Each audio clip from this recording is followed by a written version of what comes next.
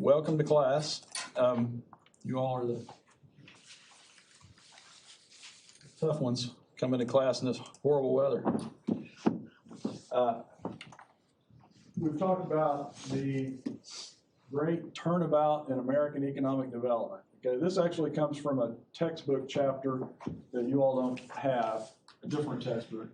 But this was actually an old question. I used to make sort of study questions and put them on cards. And this is sort of my answer to that.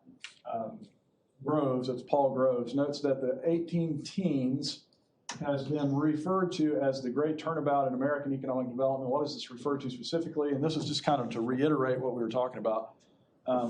During and after that decade, so beginning in around 1815 and then later, foreign trade declined relative to domestic trade as the hinge seaports. What would be a hinge seaport?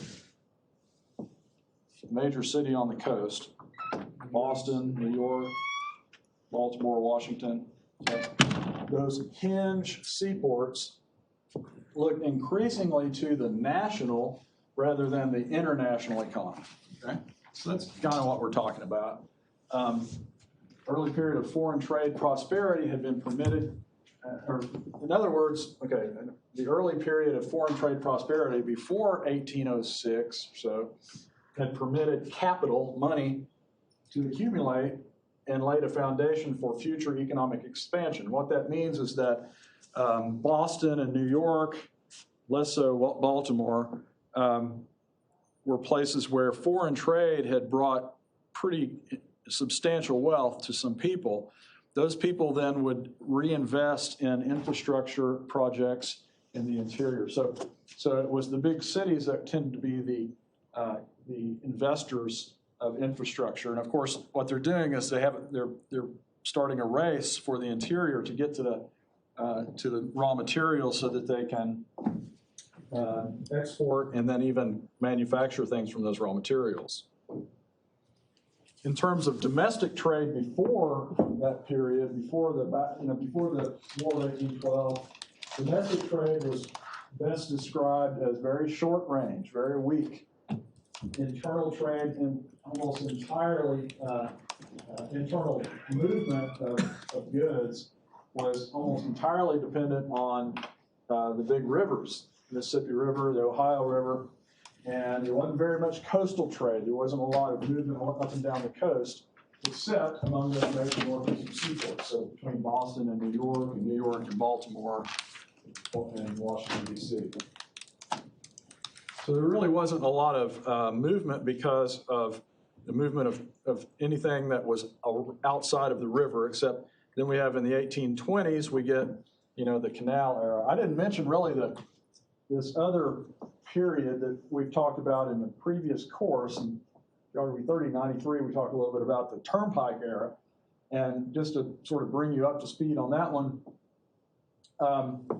there was a period when overland roads, before canals were even much of an idea, improved roads were established between key locations. And the most significant one was one located between Lancaster and Philadelphia in southeast Pennsylvania. That was like one of the only real overland routes that people generally hauled freight on, agricultural goods. Later on, we would see something like this turnpike in Pennsylvania. And this would be, this is something we're going to look at here in just a little bit.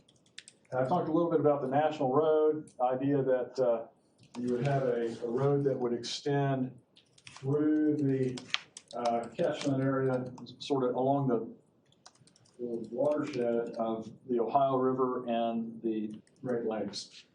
And the National Road was never very successful because why? It was a federally funded project, and nobody wanted to provide funding from states that were just going to lose in that race. So there were other roads and that sort of thing that were established, and this is awful, but you'll be able to see it over there if I put it online. There are a lot of turnpikes, early turnpikes. These are just roads that were improved mostly by private interests, and so you would pay a fee to go on to take that route, that faster route, or that better route, and those fees would then go into improving the road and keeping the road in good quality. So it wasn't necessarily there really weren't that many public roads at all. Most roads had to be maintained by a private person, so you had to pay a fee to get on those roads. This is one of the reasons why overland transport was so costly. So not only was it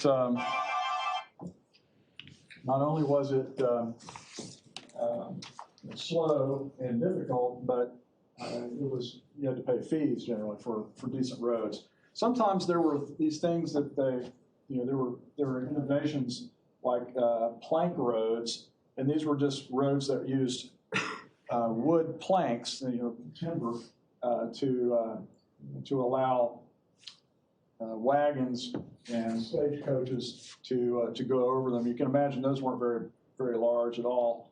And then things like ferry crossings were also key locations. So you have a lot of wherever rivers had to be forded or crossed, often had small towns developed near them. So a lot of, especially in the eastern part of the United States, you'll have towns popping up wherever there are roads intersecting rivers, either because of a ferry crossing or a low water ford where people just went through the water. This is the map that I was really wanting y'all to see the other day, and I didn't have it, but we have it now. And I talked about Albert Gallatin, right, or the Gallatin Plan. And Gallatin, as I mentioned, was the Secretary of the Treasury under Jefferson. He was a Democratic Republican, leader in the Democratic Republican Party. He's from Pennsylvania. He was actually from Geneva, Switzerland originally, but was a resident of Pennsylvania. And anyway, Gallatin, as Secretary of the Treasury, and after the Jeffersonian Revolution, remember Jefferson's party, the Democratic Republicans, took over control of the government in 1801 from the Federalists, and they had different ideas than the Federalists, and later on, the only real party that challenged them were the Whigs. You're probably familiar with the Whigs.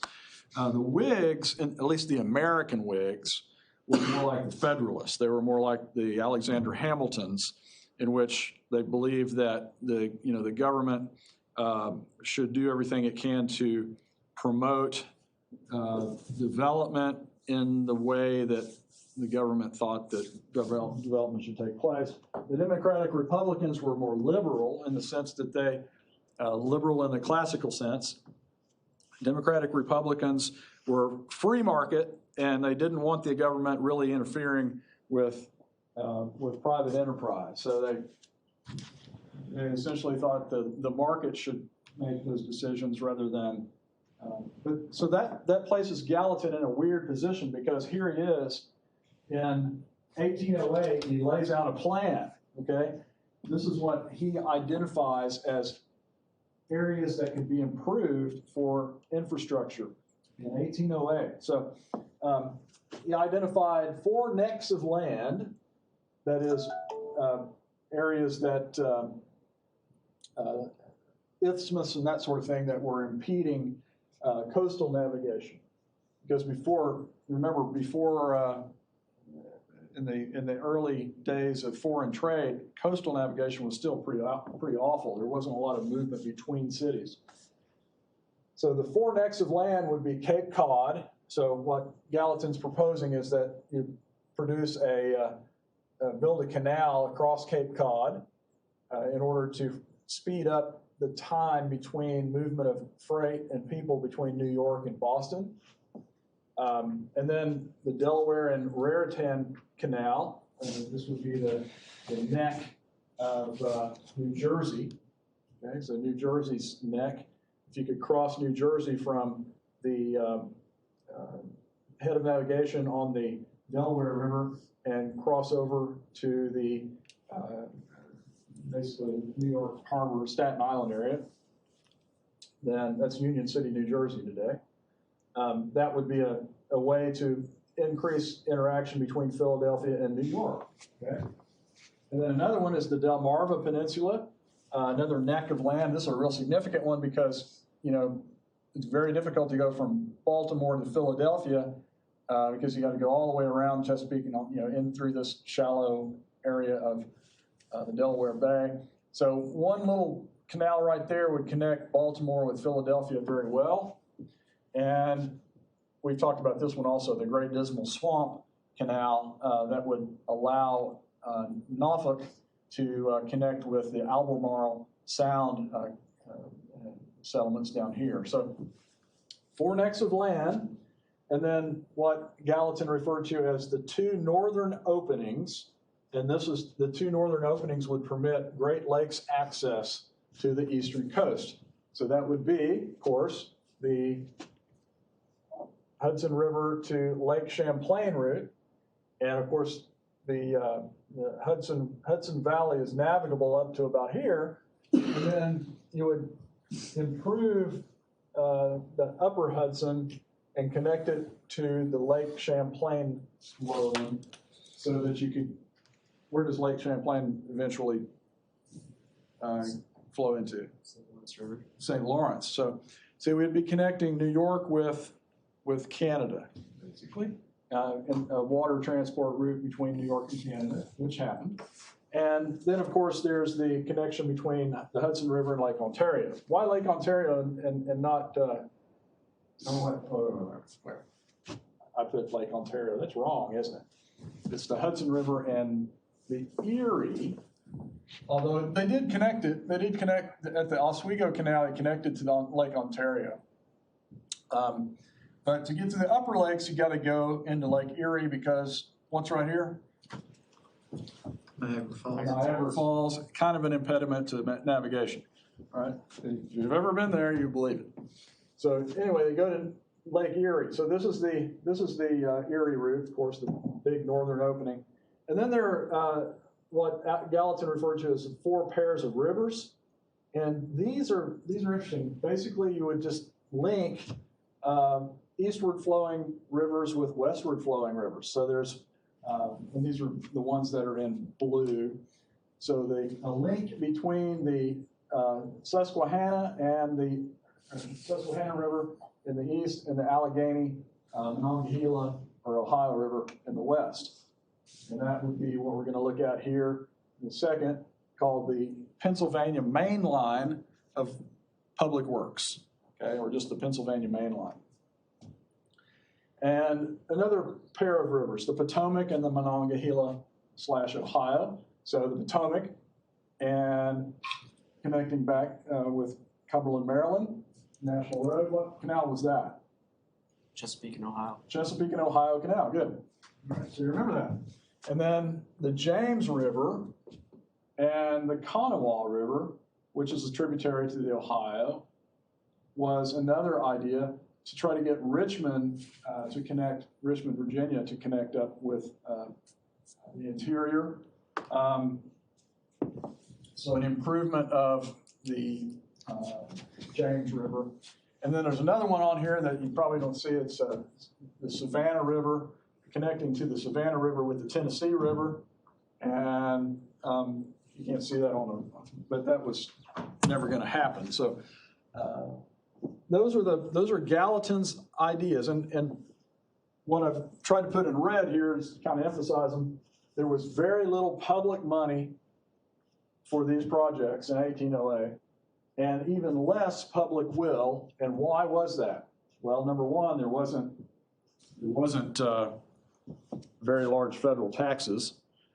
How did the federal government fund itself in 1808? Or how did they even intend to fund themselves at this time? There was really only one way that the federal government was going to make money. Selling land. Exactly. What kind of land? Yes, it's selling land in the public domain. That was how the federal government operated. That's how the federal government had planned to operate. It didn't plan to have an income tax. So the income tax would not come for a long time. Selling land was the only way that the federal government was able, in the public lands, the only way that the federal government really made any money other than things like tariffs, which were counterproductive most of the time.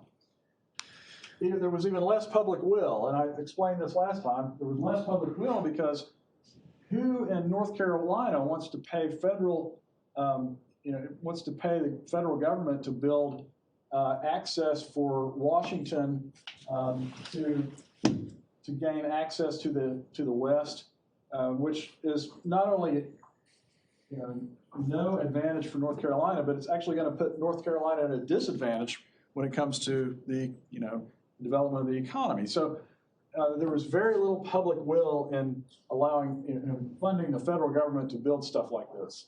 It was all pretty much a pipe dream in the days of Gallatin, except for the fact that some cities and states, and in some cases private enterprise, saw some possibilities with these.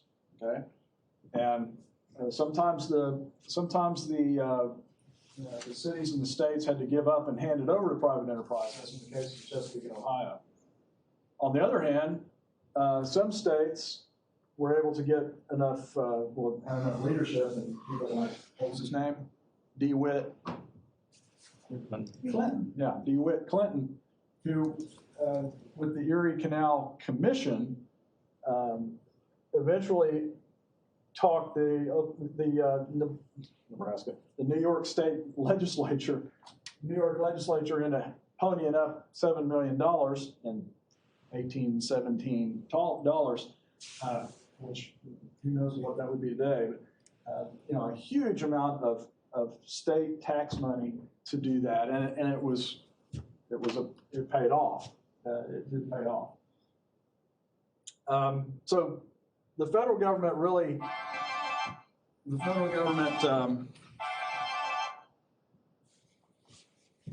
I might have to answer that. I'm sorry. Be right back.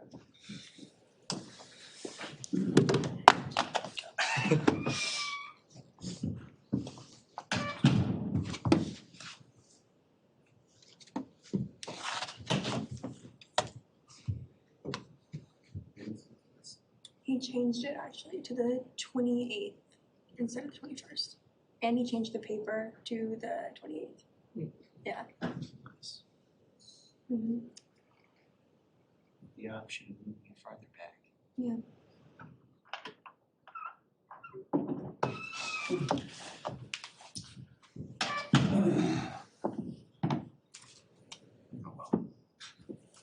You probably, maybe when you were really young, you called your mom at work because you were fighting with your brother. Remember that? Okay. These are my 83-year-olds calling me at work. Okay, it's my parents calling me at work for no good reason. Sorry about that. I didn't want it. If it was an emergency, I might have handled it. Anyway, so the private initiative tends to follow the public stall. What I mean by that is a lot of times you would have some political group that would convince the public that this was worth an investment, and then it would fail. And so then the private sector would pick it up, like in the C&O Canal. So that's just something to keep in mind. This is certainly not just a matter of canals. This would continue on with all sorts of other types of public infrastructure.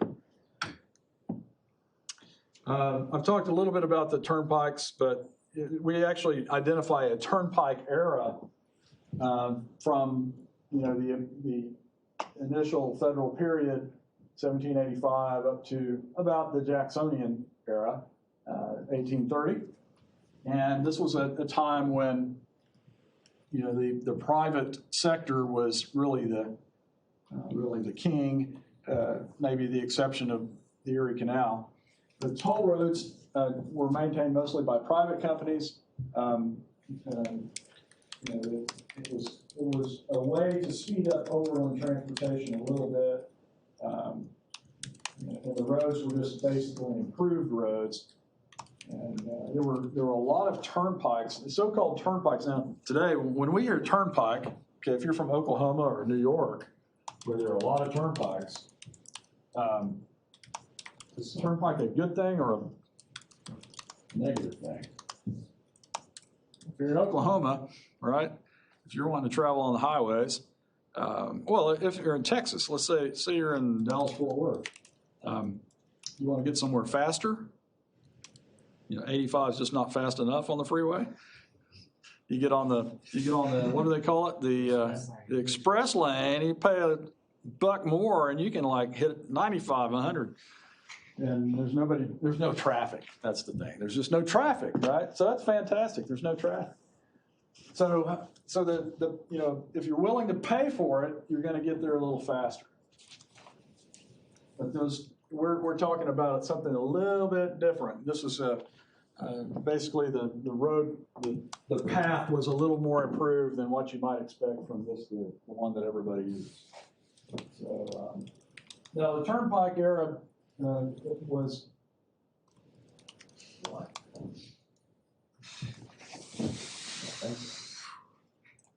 The Turnpike era ended basically when you see the rise of the canals, 1825s, when we say the canal era got started. And then you have the sort of the iron horse early railroads that come up in the 1830s, 40s. And then, those little short run, narrow gauge railroads replaced the need for overland rails. Now, the Lancaster Turnpike is the one I was mentioning earlier. It was really the first paved toll road in the United States, paved with gravel and graded a little bit, connected Lancaster, Pennsylvania, that's on the interior to the west of Philadelphia, to the city of Philadelphia. And this was a pretty successful long-distance trade road. Lancaster was the first really inland city of the United States that developed economically because of its overland transport. All the rest of them were on rivers or on the coast. And this is where you have the beginnings of sort of the technology to grade roads, to keep them drained, to keep them from becoming quagmires. And this was sort of the very first step in something that we would later refer to as the Pennsylvania Turnpike. Pennsylvania Turnpike. So the National Road was I talked a little bit about this. It's the idea of a federal expenditure on a road that would be through the states, and it would go into the new federal territories, and the public domain land sales would then, of course, finance this national road. That's the key. The national road was going to be federally financed, but there was no real federal funding except the sale of public lands.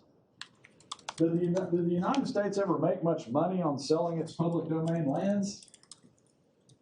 Not really.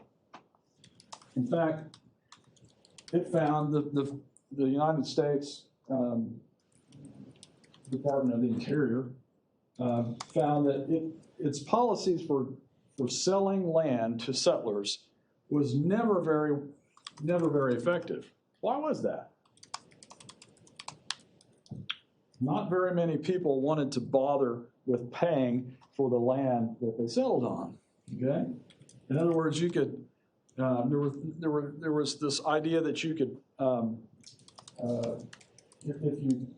if you claimed land, then the federal government had to allow you to purchase it at a later date. So a lot of settlement took place in under what are referred to as squatters' rights. So possession is 90% of the law. So if you lived on that land, then when you did have to pay for it, when the federal government maybe came through and surveyed it and found your improvement, then you had the right to purchase that. So it was referred to as a preemptive or a preemption right. Preemption. So a lot of Americans basically claimed land without paying for it and then paid for it when they had to at a nominal rate.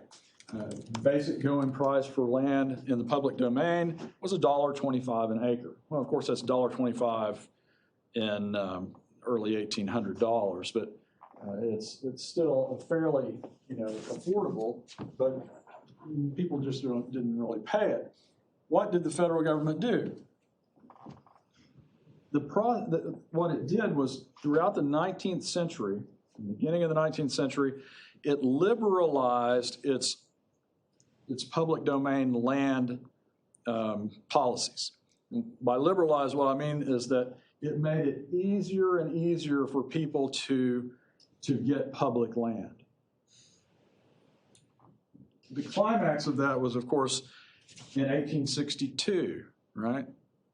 When the federal government just said, we'll actually give you land for free, 160 acres in something called the Homestead Act. So now think about that. The Homestead Act was one thing that really sped up the expansion of the frontier in the Great Plains, especially the central and northern Great Plains.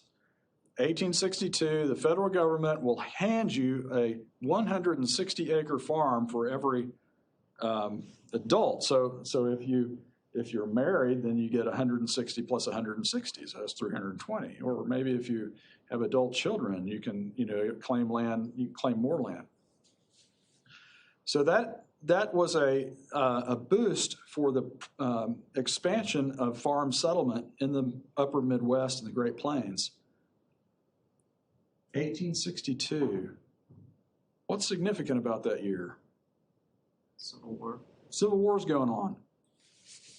So where does the Homestead Act, where is it relevant? It's not relevant in the southern states, okay? It's relevant in the northern states.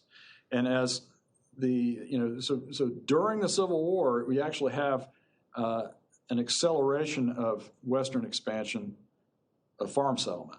And then that will, of course, continue after the war, during the late 1860s and the 1870s and into the 1880s. And there are actually there's more than one Homestead Act. There's the Homestead Act, and then there was another one, 1889 maybe. That was the another allowed states that were former slave states to participate in the homestead process. So that opened up Oklahoma to homesteading, and made Oklahoma, brought the homestead laws to Oklahoma. Anyway, so the United States didn't ever have a lot of capital prior to the Civil War to. And it never made a lot of money on land sales in general, but the federal government didn't have a lot of cash on hand to do big projects like this. And again, it was politically a problem because those states that were not going to benefit would not want to pay for it. The Cumberland Road, or the National Turnpike, the National Road, eventually reached Columbus, Ohio by 1833, and it was, by the time it was accomplished, it was far outmoded by canals and railroads. And technologically redundant, we might say. I like to kind of refer to it as the Amtrak of the 19th century. And I don't know if some of you may like Amtrak. Maybe if you've been in New York and you've had to commute between New Jersey and Manhattan, Amtrak's a nice thing. But if you're trying to go from Stillwater to anywhere in the world by rail, well, I think you still have to go to Perry. I'm not sure. Or you can't even take Amtrak now. Can you take Amtrak from Oklahoma City still? Yeah, you can. Did they stop that? I've done that a few times, or once. I went to from Oklahoma City to Fort Worth on that little thing. It's slower than driving. Slower than driving. Okay. But we're on train. All right, we've talked a little bit about the Erie Canal, and I'll post this kind of stuff, but we've talked about how it affected freight rates, how much it costs, the success of it, the spawning of flour milling cities, and I showed you some other things here. This is the in 1860 the populations of the cities along the Erie Canal. And so you can see Buffalo is the largest with 81,000 people in 1860. And Albany, over here on the other side, is the next largest. And of course, these are the two entry points on the canal. In between, we have some other cities that have risen up by 1860 as flour milling and some early industry. Rochester, okay, and Syracuse, which is a little off the canal, but Syracuse, and then Troy, New York, another important early town on the Hudson that are benefiting from the Erie Canal business. Now, I've talked a little bit about these things. The main line of public works is one we haven't talked about, so we'll focus on this one. The main line canal opened, and this was Philadelphia's attempt to go west. Now, the problem is when you go across Pennsylvania, you got a lot of terrain to cover. The main line of public works opened in the mid-1830s. It was also, like the Erie Canal, financed and constructed by the Commonwealth of Pennsylvania, constructed by the state. Who runs the turnpikes in Oklahoma? Oklahoma Turnpike Authority? Is that a public entity? It's not? I don't know. Is it? I think it used to be, but I don't think it is now. Or at least, I'm not sure. But anyway. What do you think of the turnpikes in Oklahoma? Are they good, or are they? Do you wish we didn't have them? There are better ones in Texas. Much better ones in Texas, but the public roads in Texas are much better too. Why is that? At least in Oklahoma, we have turnpikes, okay? Otherwise, you're Highway 51 to Tulsa, and it's no fun. Oklahoma's better roads in Louisiana. Yeah, Baton Rouge is pretty good. Yeah, I get it. I'll go there.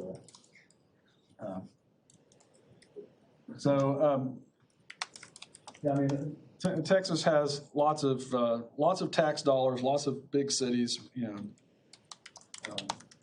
I think I don't know if it's still true, but I said it the other day. Harris County, Texas, has more people in it than the state of Oklahoma. Yep. Houston, yeah. So you can pay for the roads, but in Oklahoma we don't pay for the roads that much.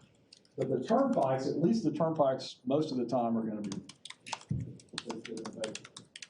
So you go which way. So here's the Philadelphia to Pittsburgh route called the Main Line of Public Works. It's a system of rail to canal to Portage Railroad to canal to river. All right. I mean, this is an example of let's see here.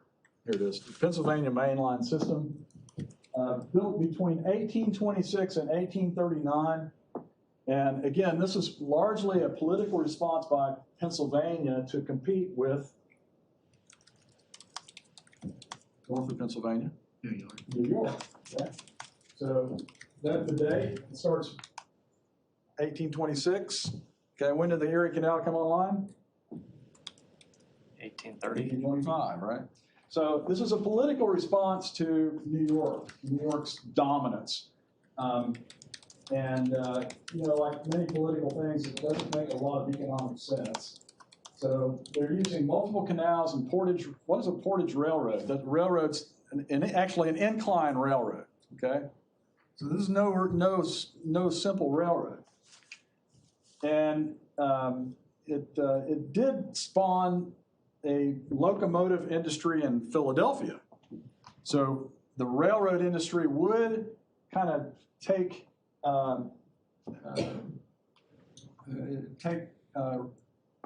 route in Philadelphia, and that would be significant.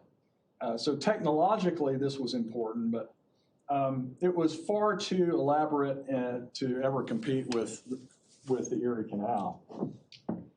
Here it is. This is it. The main line of public works, Philadelphia. So the first one is a rail line to Columbia, and then a canal route over through water gaps generally, and then you get to right about where Johnstown, Pennsylvania is. Anybody ever been to Johnstown, where they had the Johnstown flood? The Allegheny Portage Railroad right here begins, and this is the railroad that goes over the highest part of the Alleghenies, and this is the incline railroad, and then comes, oh, this is Johnstown over here, sorry. So Hollidaysburg to Johnstown, and so at Johnstown, you unload everything and put it back on a canal boat, take it down to Pittsburgh, and then of course at Pittsburgh, Ohio River, okay? So it's a very convoluted, difficult path. Politically, it was they probably only could do this in Pennsylvania. It's those bullheaded German settlers that wouldn't take no for an answer, and they did it, but it didn't make a whole heck of a lot of sense. So there's not a lot of political will. They could do it. It's sort of like, yeah, we can grow corn in Antarctica too, but it doesn't make a whole lot of sense. So, all right. Other examples: the Delaware Division Canal is a not so famous canal. It was one that had that connected Philadelphia to the anthracite fields up in eastern Pennsylvania, and actually anthracite fields to New York City and New England. What's anthracite? Anthracite is coal, and it's about a 99% pure coal. It's a very, very high carbon coal that is, it's the highest form of coal, and so the highest form of any resource is the first typically to be used, okay? So anthracite, or just sort of like in the oil business, what places were the first places for oil to be produced? Or what state? Texas. No. Wasn't it? No, it's a trick question. Wasn't it Pennsylvania? Pennsylvania, yeah. So, Rockefeller's from Pennsylvania, right? And Ohio, Pennsylvania and Ohio, this area is where you have the very first oil industry. Why are they, why there?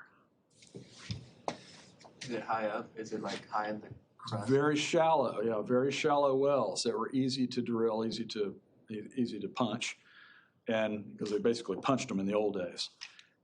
And so they have, very, very shallow pools that were easily accessible.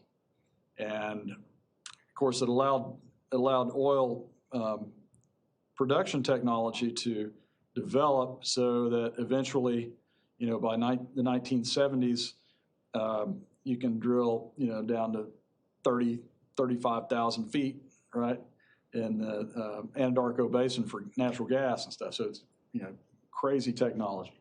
But the shallowest wells are like the highest grade coal, they're going to be exploited first, and then over time, as technology improves, those resources that you thought never would be recoverable suddenly become recoverable, right? I don't know how we got into fracking, but that's what fracking's all about, right? So hydraulic fracturing, before the hydraulic fracturing revolution and the horizontal drilling revolution of 2014, thereabouts, 2013, 2014, the United States was way behind Russia and Saudi Arabia in production of petroleum. We were only producing about half of what we used. We had to import about half of it.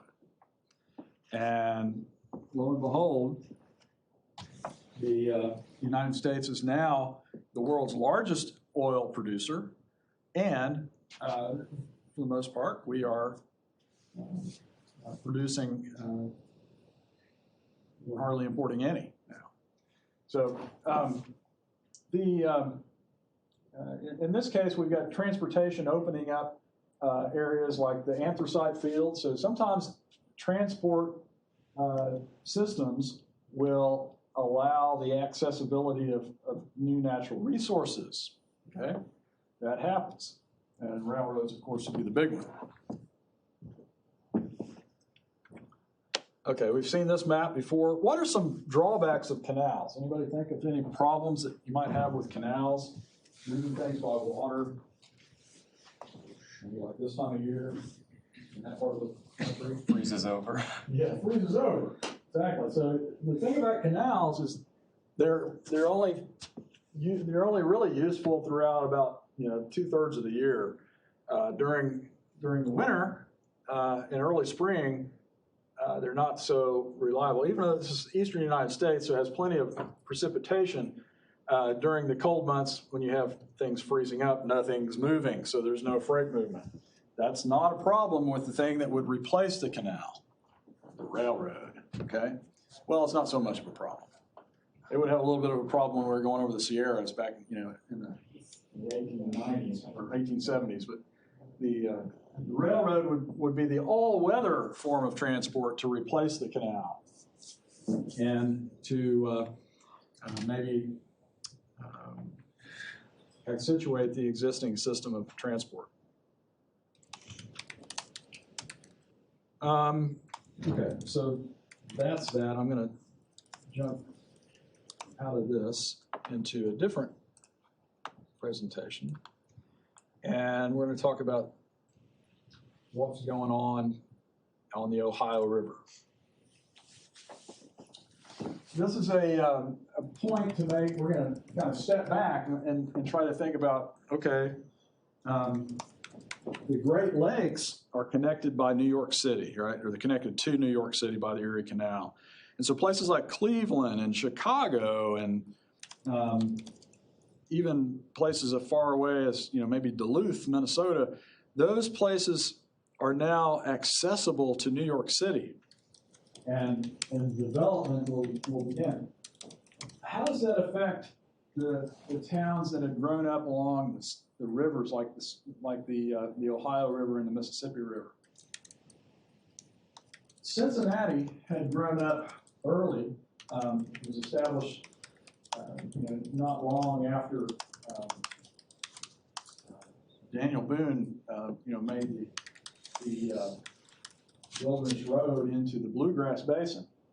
And Cincinnati is just north of the Bluegrass Basin on the river.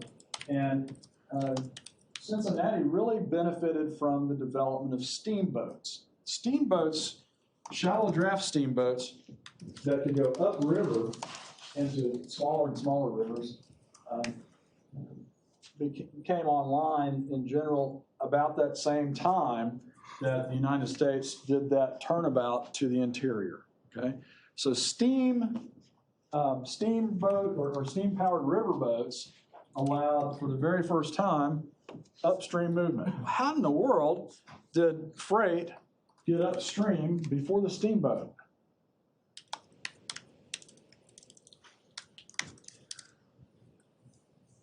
Everybody hear that? Okay. Well, in the old days, most of Cincinnati's exports were shipped downriver, all the way until the Civil War. But how was it possible to get anything upriver before the steamboat? Guessing it was possible. It was possible. Could you push on instead? Let's see, those guys, Lewis and Clark. Where did they go? They went Just lug it up. from St. Louis upstream all the way to Montana. Then they crossed over and went downstream. But how did they get upstream? This was in 1803, 1804, 5, 6, right? Or was it 4, 5, 6, 7, something like that? Okay. How did they do it? They did it before the steam engine. Cattle paddles. They went up the river, yeah, with paddles. No. You all familiar with that? It was a keelboat, wasn't it? You ever seen one of those? How did they do that? It's, don't you like crank something and it's, like, wouldn't it, it would be kind of like a water wheel boat. I don't know, Well, right? Isn't it something They like that? hold it. If you ever saw the like vessel that they took, I can't remember the name of it. Some good name. But they actually had, they had a big long pole, okay? You would hit the bottom of the river with this big long pole in the front of the boat, okay? And then you would walk the boat forward, right? And so you would continue to do that upstream. It was slow going, especially if you're, most of the times they're going up the Mississippi River, it's, unless there's a flood or something, or you're going up the Missouri River. Think of the Missouri River as kind of like the Arkansas River. You could do it. It's gonna be slow, but you could do it. So they had people poling up the river.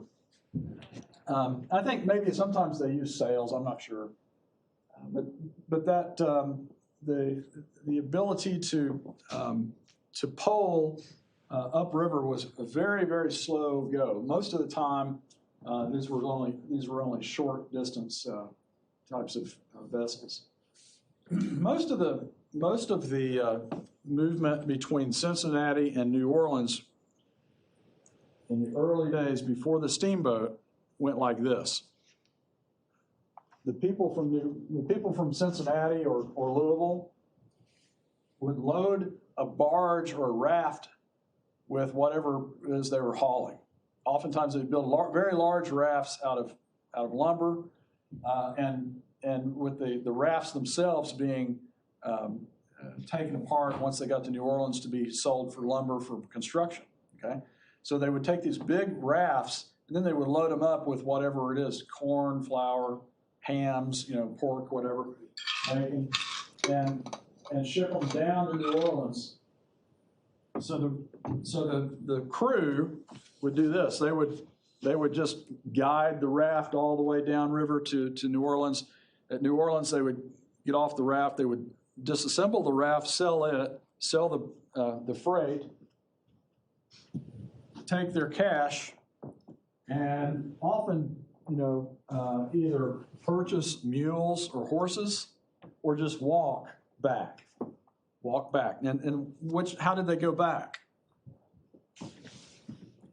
I don't know if I have it on here. They walked back via the road between Natchez, Mississippi, and Cincinnati, called the Natchez Trace. Here it is. So the flatboats or rafts would go downstream, and then people would just basically go back by horse or cart or walk along the Natchez Trace back north. And that continued on. It was the innovations that came along were shallow draft, that is, they didn't require a lot of depth on the river. Stern wheel steamboats, you've seen them.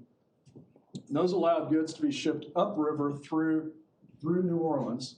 And by the way, everything that was going upriver that was coming from the Gulf had to be transported from ocean-going vessel to river vessel. And that, of course, made New Orleans a massive, entrepot, a massive place for warehousing goods. So New Orleans is important from the very outset. There's a portage, a need for transferring goods from one form of transport to another, and then that would allow processing activities and early industrial activities to take off. So New Orleans has what we might call hegemony. All right, hegemony. What does that mean? Well, that means it's pretty much New Orleans' ball game, because New Orleans is pretty much going to be, everybody has to go through New Orleans from about 1810 to about 1840. Okay?